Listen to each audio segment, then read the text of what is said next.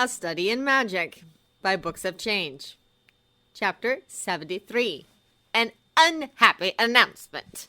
As far as Severus could tell, Dolores Umbridge stopped trying to interact with the Hogwarts student body after she drew the collective ire of the Magic Mobile Network users.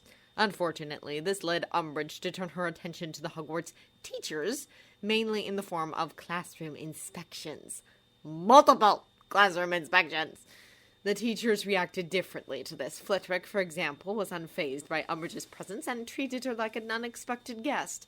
Student rumor mill Hattie McGonagall was quite spectacular to watch whenever Umbridge skulked in the corner of her classroom, quietly but furiously scribbling on her clipboard because McGonagall wouldn't let her speak during class. Most of the other teachers were left in a state of anxiety so acute Madame Pumphrey had to stock up on calming draughts and remedies for ulcers. There was one caveat to these inspections. Umbridge never showed up in a class where Harry Potter was present. Trelawney complained mightily about this. She taught divinations, which Potter wisely elected not to take.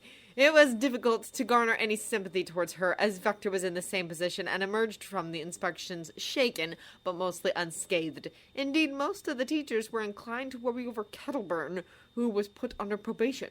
Again. "But Umbridge is trying to run my classes!" Kettleburn shouted furiously in the staff room after Umbridge squatted through his Care of Magical Creatures class. "What did you do?" asked Sprout. "Attack Hagrid! What else?" roared Kettleburn as he made violent gestures. "You wouldn't believe what she wrote down on her notes. Appears to have difficulty understanding basic English. Students are deathly afraid of him, but I'm not allowed to protest. Ancestry deeply suspect, considering his size and intelligence. The sheer nerve of that woman! How am I supposed to teach without Hagrid at my age?" Besides Kettleburn, who had amassed 63 periods of probation during his teaching career and thought Hagrid's taste for dangerous magical beasts was a boon to humanity, and Trelawney, whose seer ability was always suspect, barring one exception. The teachers who bore the brunt of Umbridge's inspections were Lupin and Miss Jacqueline Shin. Umbridge was a nigh unto constant presence in Lupin's classes. When she wasn't hinting heavily, Lupin's defense against the dark art lessons were too biased towards violent solutions and should place more emphasis on compromise and negotiation. Let the students die faster, in other words. She hounded Lupin over his frequent monthly absences. Lupin displayed a hitherto hidden sadistic streak by suggesting that they could have a long discussion on the subject in his office at such and such a date, which also happened to be a night when there was a full moon. Miss Shin was likewise constantly grilled over the musical pieces she chose to teach the students. Unlike Lupin, she didn't have the gumption to inform Umbridge the muggled ditty she turned her nose up at was actually Johann Sebastian Bach's Brandenburg Concerto No. 3. McGonagall and Flitwick took to lurking in the music room during the evenings in an attempt to shield Miss Shin from the worst, but this did not stop Umbridge from remarking upon the pointless nature of the music lessons. After all, there was no magic involved in the endeavor. "Are you suggesting history of magic is pointless as well?" Flitwick exclaimed indignantly. "Oh, of course not, Professor Flitwick," Umbridge had said in sugary tone. "It's very important for students to learn about their magical forebears and how far the wizarding world progressed. Miss Shin's music lessons, though, I can't help but question if there is any point to them when they don't even cover the great wizarding composers." Research from the Medical Institutes of Health has repeatedly demonstrated classical music and physical education greatly enhances a young wizard and witch's ability to learn magic, Miss Shin had started to explain. "Excuse me, but I can't help but find that highly questionable," Umbridge interrupted. "The Ministry has not heard of any such research. At any rate, how could you possibly know whether these so-called studies are any good? You're not even a witch." McGonagall didn't tell her colleagues what she said every third. A great shame. Severus himself was spared of repeat inspections. Umbridge showed up just once, and that was more than enough. Umbridge first remarked the material he taught was quite a bit advanced for the students, and had the temerity to suggest he ought to remove strengthening potions from the fifth-year syllabus. Then she spewed a series of questions that put Severus in an increasingly murderous mood. "So, how long have you been teaching at Hogwarts?" she asked, her quill poised over her clipboard. 14 years, Severus replied. You applied first for the Defense Against the Dark Arts post, I believe? Umbridge asked. Yes, said Severus quietly, feeling Deeply rankled at the reminder. But you were unsuccessful? Severus curled his lips. Obviously. Umbridge scribbled on a clipboard. And you have applied regularly for the Defense Against the Dark Arts post since you first joined the school, I believe. Yes, said Severus quietly, barely moving his lips to conceal his anger. Do you have any idea why Dumbledore has consistently refused to appoint you? Asked Umbridge. I suggest you ask him, said Severus jerkily. Oh, I shall, said Umbridge with a hatefully sweet smile. I suppose this is relevant, asked Severus, his eyes narrowed to the glare he perfected over the last decade and successfully used on numerous dim-witted students. Oh, yes, said Umbridge, looking away. Yes, the ministry wants a thorough understanding of teachers' backgrounds.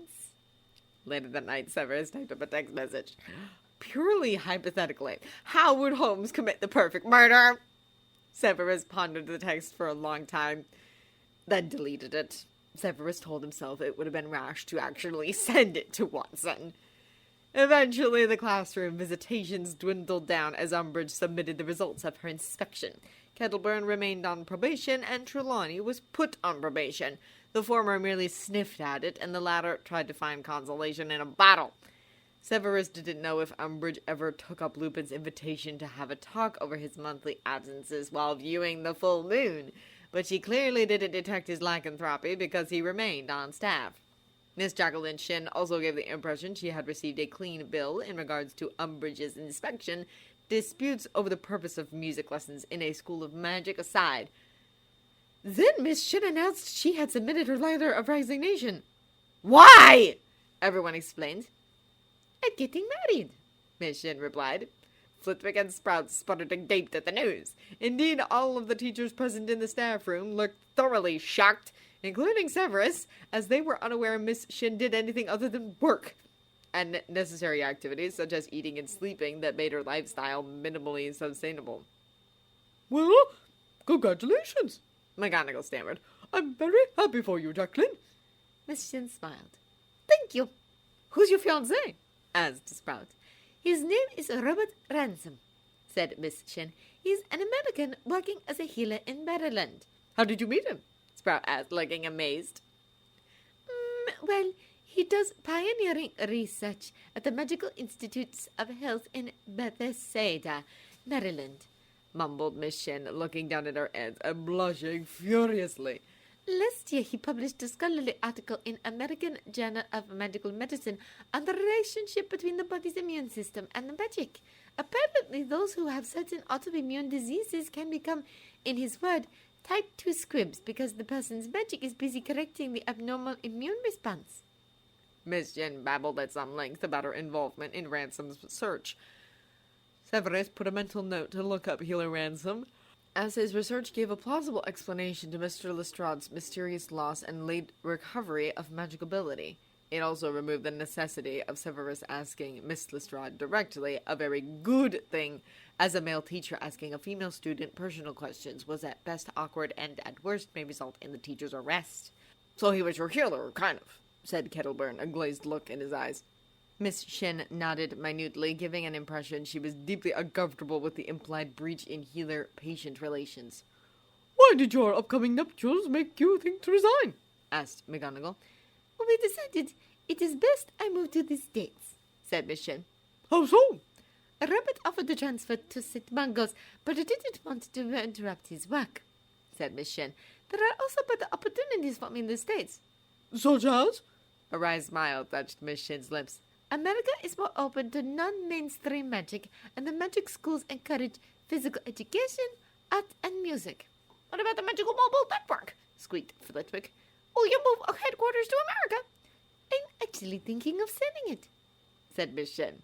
All jaws dropped again, including Severus's. He had assumed Miss Shin would fight to retain her ownership of the magical mobile network as a means to disseminate accurate news to the wizarding world, particularly in regards to the Dark Lord. Why would Dumbledore allow this to happen? "Why?" asked McGonagall, looking as dismayed as Severus felt. It's killing me, Miss Shin whispered, looking bone-weary. I mean this literally. Rubber gave me an ultimatum. If I keep working at the rate I'm going right now, I'll die. Ah, Severus thought. It was no secret among the staff. Miss Shin worked insane hours to keep the MMN in good operating condition. Apparently, Healer Ransom accomplished what the combined forces of Dumbledore, Grandmaster Shin, McGonagall, and Pomfrey could not. Convince Miss Shin to stop, lest she work herself to death. The power of love, Severus thought sarcastically. "Your health should certainly take a higher priority," said McGonagall, nodding. Rabbit said the same thing, said Miss Shin. Then in a later tone she said, it's a relief, honestly. MMN was always a chore to work on. Severus was going to remark selling the business would also free her from the ministry's pressuring tactics, but Flitwick put a pax on him before he could open his mouth. "Good riddance, then," said McGonagall firmly, as Severus non-verbally removed the hex while glaring at Flitwick. "So when are you holding the ceremony?" I don't know, said Miss Shin. Probably in the next 6 months. That's a rather short engagement, Sprout remarked. We were actually shooting for 3, said Miss Shin, blushing. I wanted to have a summer wedding, but we couldn't find a venue and... Surely you could afford anything you so desire, said Severus slyly. Yes, that's true, said Miss Shin patiently. But most venues are fully booked 4 years in advance. Even in America? Well, the recent government shutdown closed all the medical state parks and monuments, so all the brides who booked them are panicking and looking for alternatives. What about Hogwarts? I'm sure Dumbledore would be delighted. Severus left his colleagues to interrogate Miss Shin and headed over to the headmaster's office. Dumbledore appeared to be expecting him. "Jacqueline already told me of her future plans," said Dumbledore calmly. "She had, in fact, planned to drastically reduce her role in the magical mobile network after the Quidditch World Cup broadcast. Lord Voldemort's return merely accelerated her planned retirement." "Who will succeed her?" Severus asked. "Her current business director, most likely," said Dumbledore, blue eyes twinkling. "He already owns 20% of the business and was involved in the MMN since the beginning."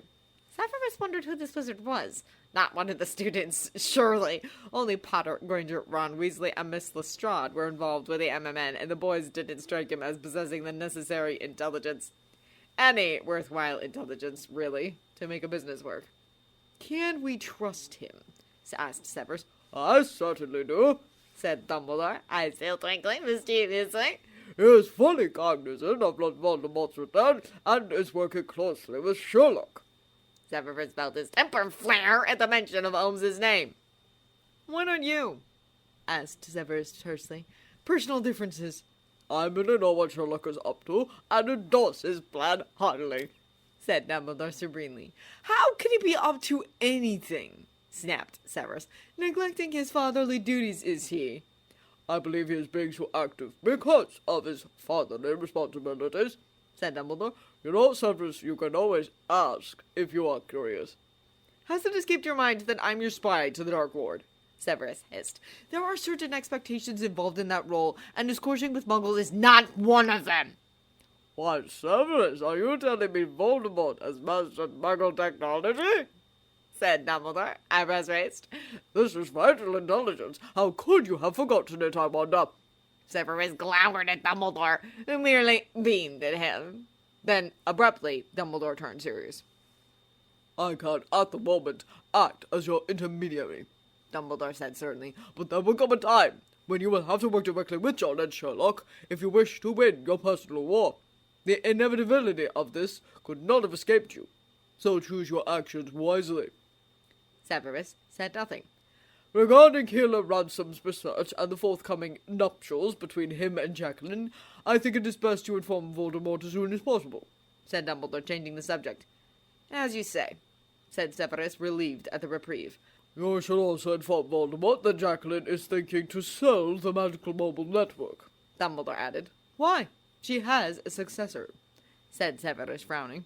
"That does not necessarily mean he will succeed," said Dumbledore cryptically. "At any rate, Miss Shin intends to make a public announcement about her decision to retire as owner. It is better to give Lord Voldemort the impression he received the information earlier." "If you think so," Severus huffed. "But you know what he will do, don't you, when the Dark Lord hears the news?" "I expect Voldemort will soon seize the opportunity and seek to control the magical bubble network through his ministry channels, namely, through Lucius Malfoy," said Dumbledore. "And you were fine with this?" "Frankly, I am not," said Dumbledore, sighing a little. "Indeed, I would rather the magical mobile network never fall into the Ministry of Magic hands, even for a brief moment. But that decision is out of our hands. There is no point keeping it at the expense of the mind and soul behind it all." Severus agreed. "When should I inform the Dark Lord?" Severus asked. "After you've familiarized yourself with Healer Ransom's research," said Dumbledore, looking mischievous again. "I would hate for you to be caught unawares when Lord Voldemort questions you." "Very well," said Severus curtly. Severus spent the next 8 hours reading articles written by Robert Ransom. He published a lot, Robert Ransom. Besides the relationship between the immune system and a person's magic, he wrote extensively on the strong correlation between cardiovascular system efficiency and the so-called magic cap. While he wasn't convinced the magic cap was a real thing, reading those articles brought back memories of Watson insisting to Severus that he do cardio back when Watson tried to teach him Muggle martial arts. Severus typed up a text message after he finished reading the exercise regime Healer Ransom recommended to wizards and witches interested in increasing their magic cap. It was, interestingly enough, virtually identical to the one Watson drew up 3 years ago. Severus worded the text thusly: "It appears you and the best healer in the wizarding world are in agreement where physical exercise is concerned." Severus stared at the message at great length. In the end, he saved it as a draft. Perhaps he would send it to Watson later.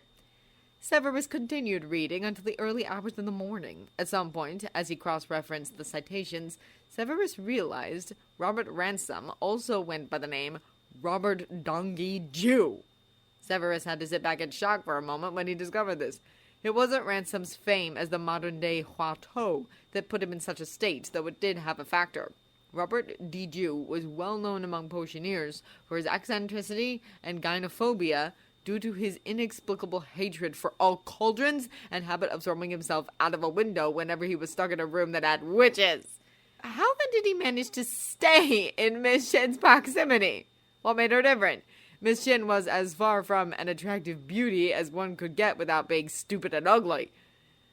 Severus was still mulling over the conundrum when he sent his report for the Dark Lord over the MMN. The Dark Lord was very taken with it. The last time Severus had seen him, he was dismantling several older versions of the phone to build a private network only his Death Eaters could use. He would have been content to muse in private, except the Dark Lord included in his reply a largely rhetorical and heavily sardonic note as to whether or not he should order one of his Death Eaters to go find the shallow grave in which Shin Jun-Hoo must have interred Robert Ransom's body when he visited him, hat in hand, asking for his daughter's hand in marriage. Severus couldn't help but think the Dark Lord had a point. Because really, never mind courtship, how did Ransom manage to gain Grandmaster Shin's permission to marry his only surviving daughter? Clearly Ransom lived to tell the tale because Miss Shin still had a fiancé to marry afterwards. Severus asked Flitwick over the morning toast if he knew anything about it. "Well, we did ask," squeaked Flitwick, looking quite a bit amused. "Jacqueline wasn't forthcoming, I'm afraid.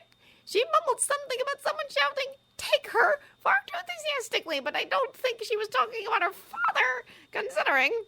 Severus tried to picture the dour and expressionless Shin Jun-Hoo doing this in his head and quickly decided, no, impossible.